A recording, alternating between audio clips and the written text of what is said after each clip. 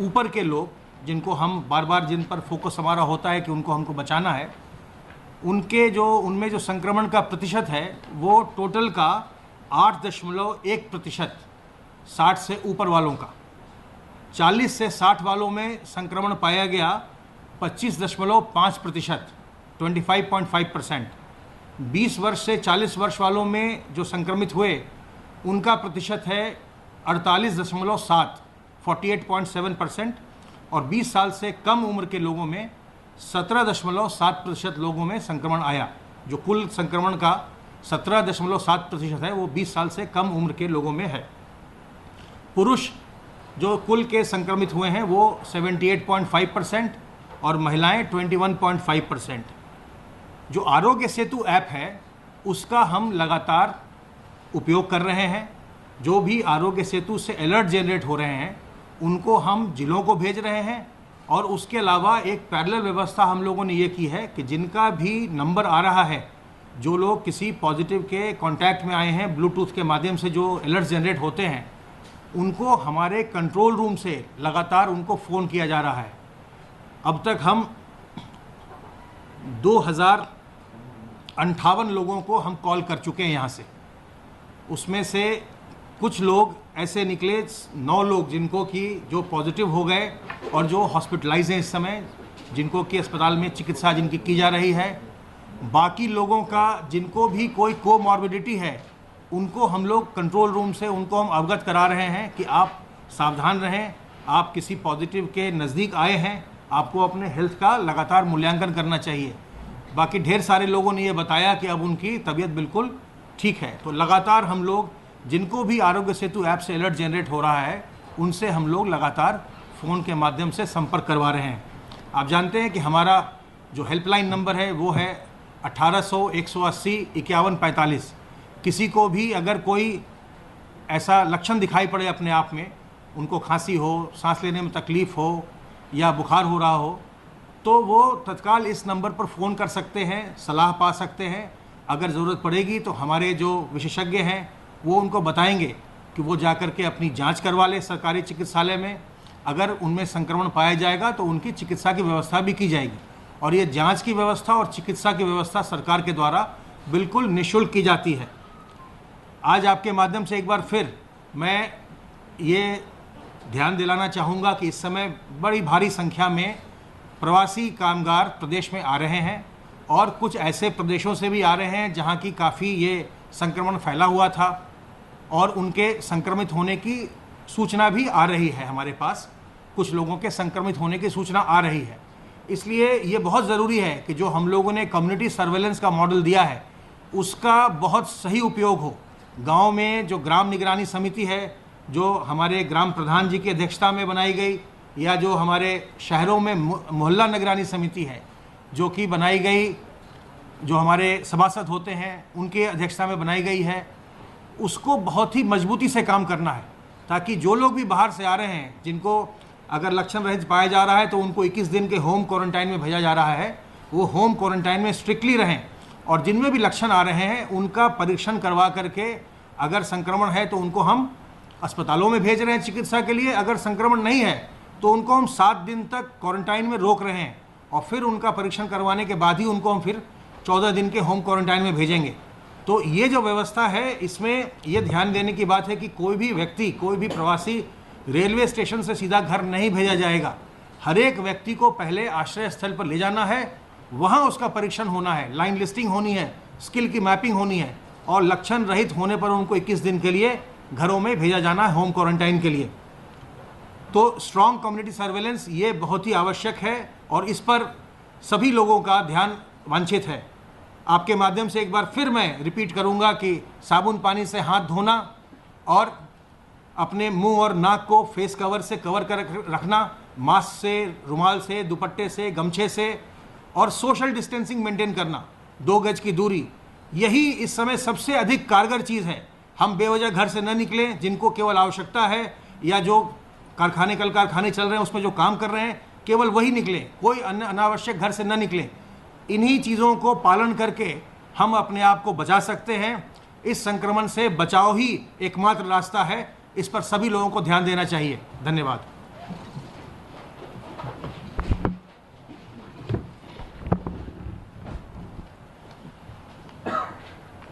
आज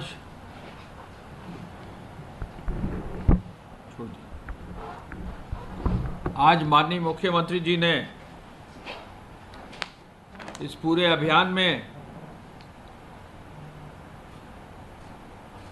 टीम 11 की बैठक प्रातः 10 बजे ली है।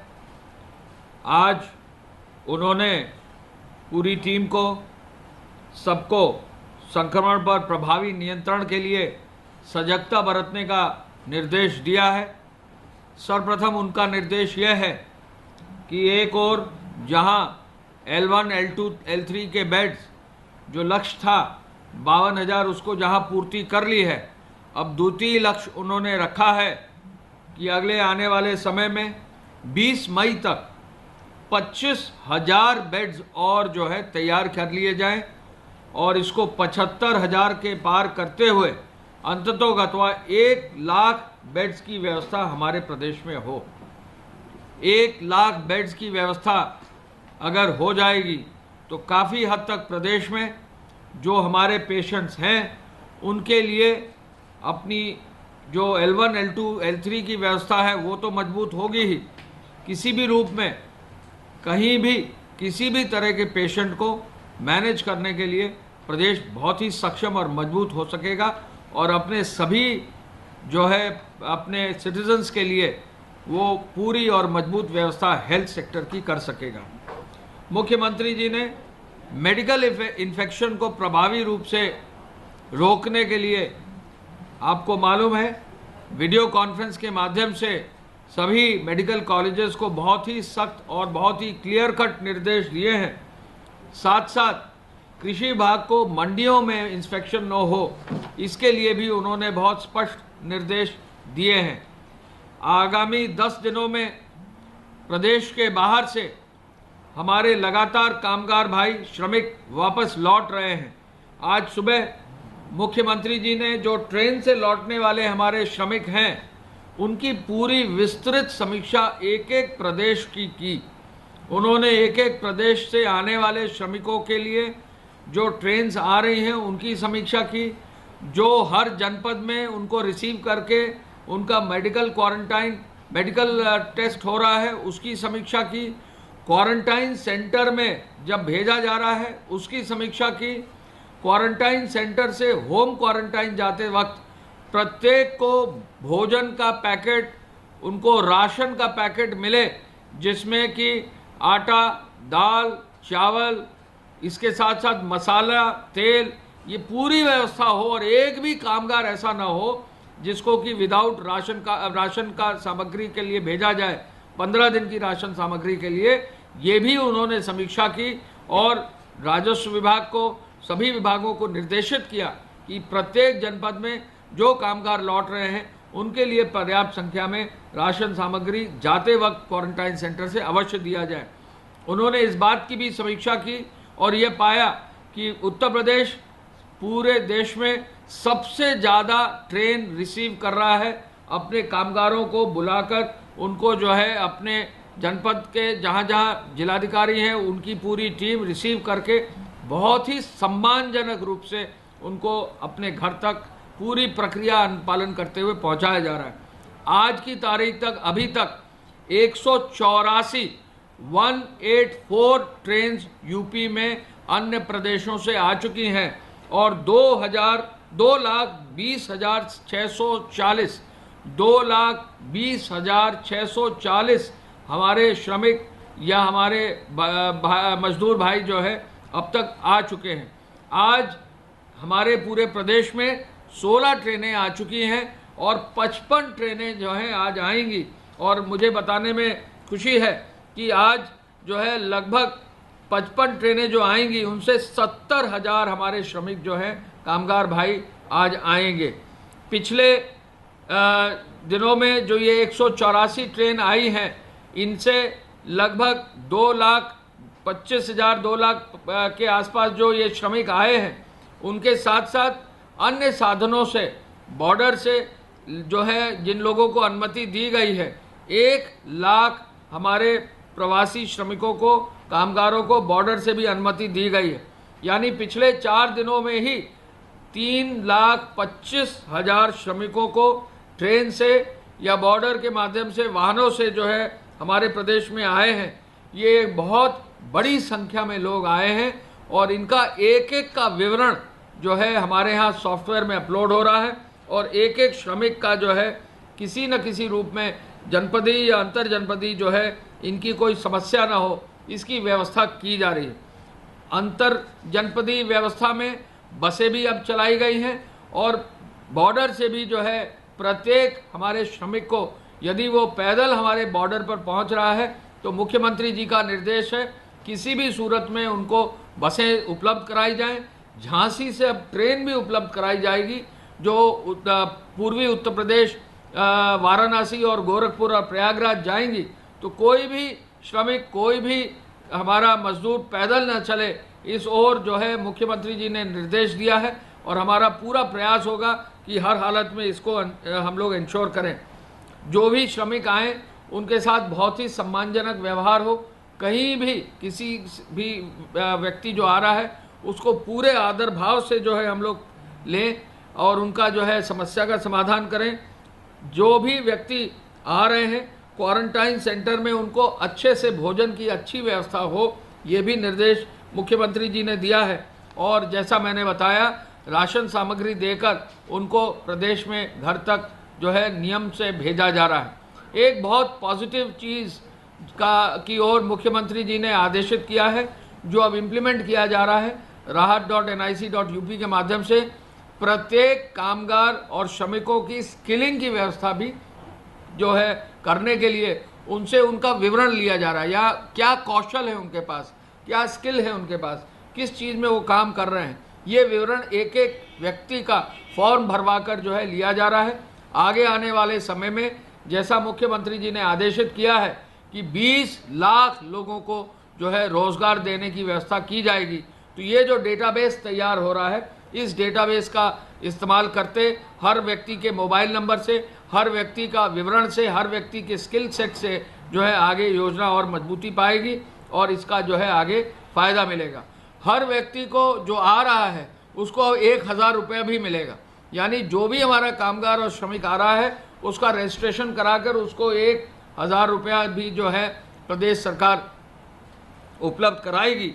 ये भी एक बहुत बड़ी उपलब्धि है और हमको बताने में खुशी इस बात की है कि अब करीब 32 से 33 लाख लोगों को जो है 1,000 रुपये की धनराशि जो है अब तक दी जा चुकी है और काफ़ी मात्रा में ये धनराशि जो गई है इससे बहुत सारे श्रमिकों को, कार्मिकों को लाभ भी मिला है।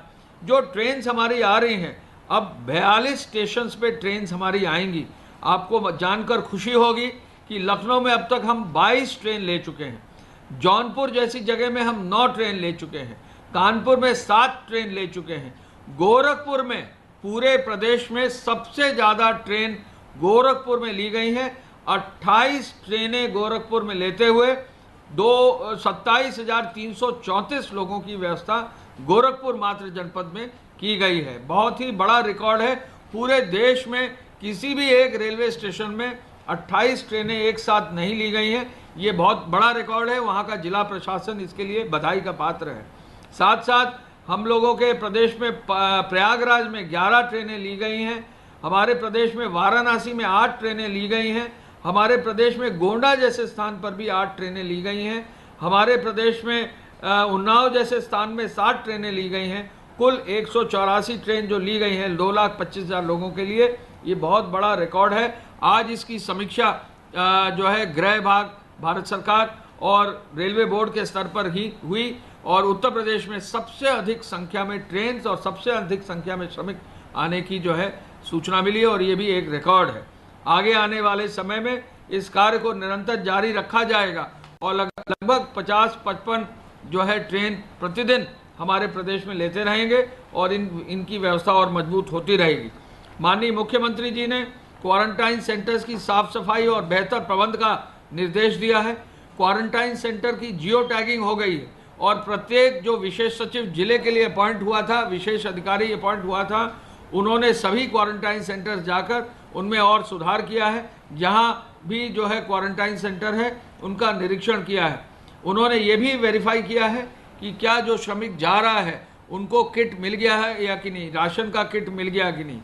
मुख्यमंत्री जी ने पैदल और साइकिल पर चलने वालों के लिए विशेष रूप से कहा है कि वो कहीं भी ना चलें, जगह जगह जहां भी वो पाए जाएं उनको जनपद स्तर पर रोककर उनकी भी व्यवस्था तुरंत कर लें और उनको मेडिकल चेकअप कराकर भोजन देकर फिर उनकी व्यवस्था सुचारू रूप से करें। सबका सम्मान किया जाए।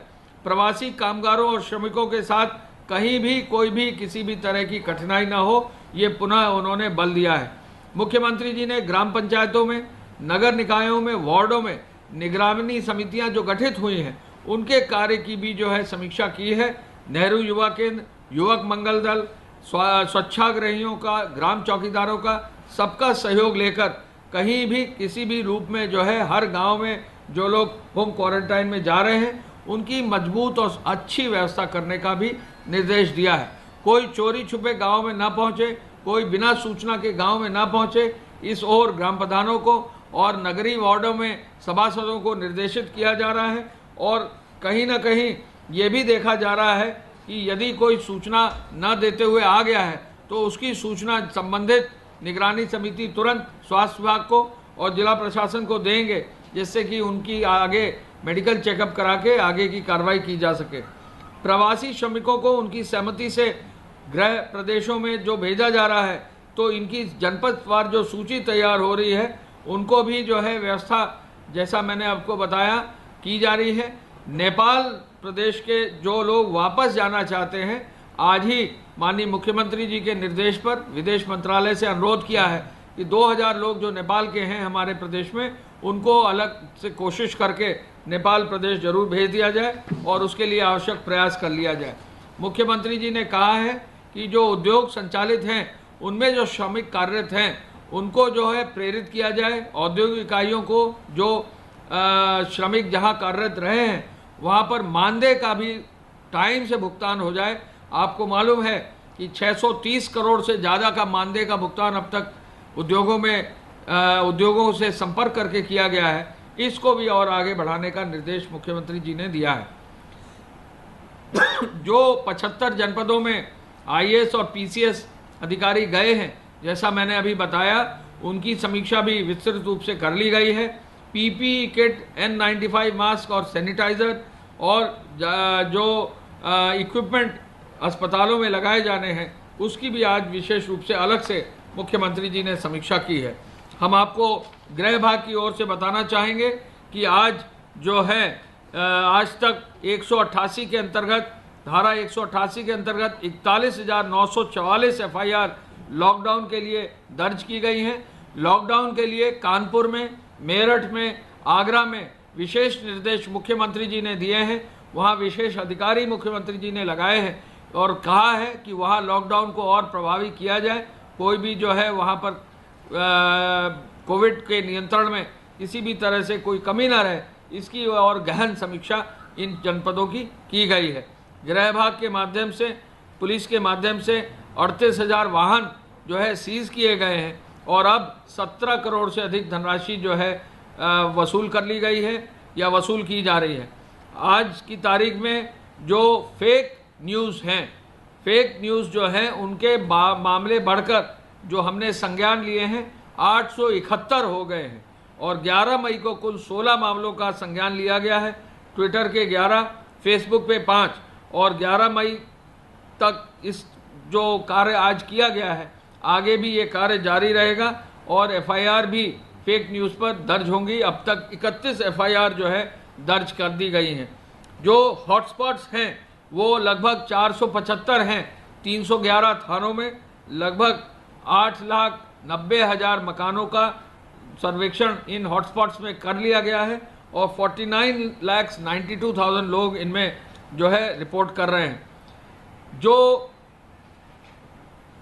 होम डिलीवरी की व्यवस्था है उसको और मजबूत करते हुए अब वाहनों की संख्या भी बढ़ा दी गई है। हालांकि कई जनपदों में जहां ग्रीन जोन है या ऑरेंज जोन है, दुकानें भी अब खुल गई हैं तो लोगों के लिए उसमें सहूलियत हो गई है।